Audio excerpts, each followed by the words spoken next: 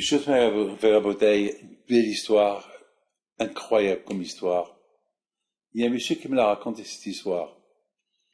Il m'a raconté que malheureusement il avait un garçon qui parlait pas. Il ne parlait pas, il était muet. Et bien sûr, ça fait de la peine. Les parents et les pauvres, ils étaient un peu déçus. Et toujours il allume les veilleuses de Rabbi Haim Pinto. Un jour, il était à la synagogue. Et après,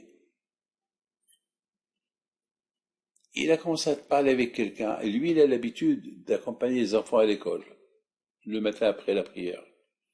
Mais il y a quelqu'un qui l'a pris, ils ont parlé. Après, oh là là, il s'est rendu compte qu'il va arriver à la maison tard, sa femme va le crier, et bien sûr, ça va être un problème de schlombait. Oh là là, qu'est-ce qui va se passer? Aïe, aïe, aïe, il ne savait pas comment régler cet avec sa femme.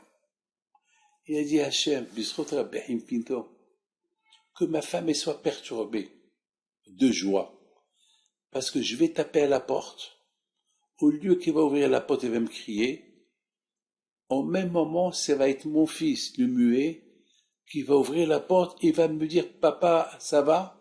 Il va commencer à parler. Mais c'est une histoire de fou. Oui ou pas? C'est une histoire de fou. Il a eu cette émouna, il va. Mais bien sûr, sa femme, elle appelait, lui, il ne veut pas répondre au téléphone, il avait peur que sa femme le tue, du cri. Il monte les escaliers, et le cœur qui tape, il tape à la porte. Déjà, il entend la voix de sa femme. Mais qui ouvre la porte? C'est son fils. Papa, ça va? Sa mère, la femme, elle veut crier à son mari, mais elle entend son fils qui parle. Elle prend son fils, elle l'embrasse. Ils ont fêté, ils n'ont pas été à l'école, les enfants. Même lui, il n'a pas été au travail. Ils ont passé la journée ensemble. Il a raconté à sa femme son histoire. Alors, il lui dit, le bon Dieu, il t'aime. Oh là là, si mon fils n'aurait pas parlé, je t'aurais tué de cris. Quel quoi du tzaddik. Aïe, aïe, aïe. Ils ont mis la même histoire. Et c'est passé au Mexique avec quelqu'un, Haim Kyoson, Rav Haim Kyoson, un tzaddik. Le jour que je suis arrivé au Mexique, la première chose à quoi il pensait, m'a amené chez sa petite fille. Elle a un enfant qui est paralysé, il marche pas.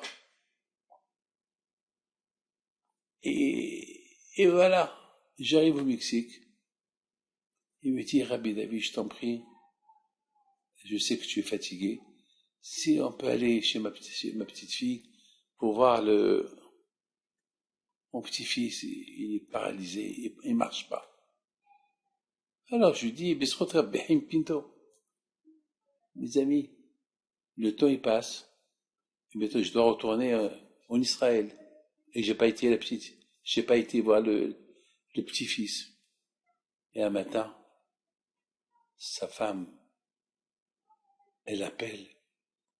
J'ai écouté, quoi? Il marche.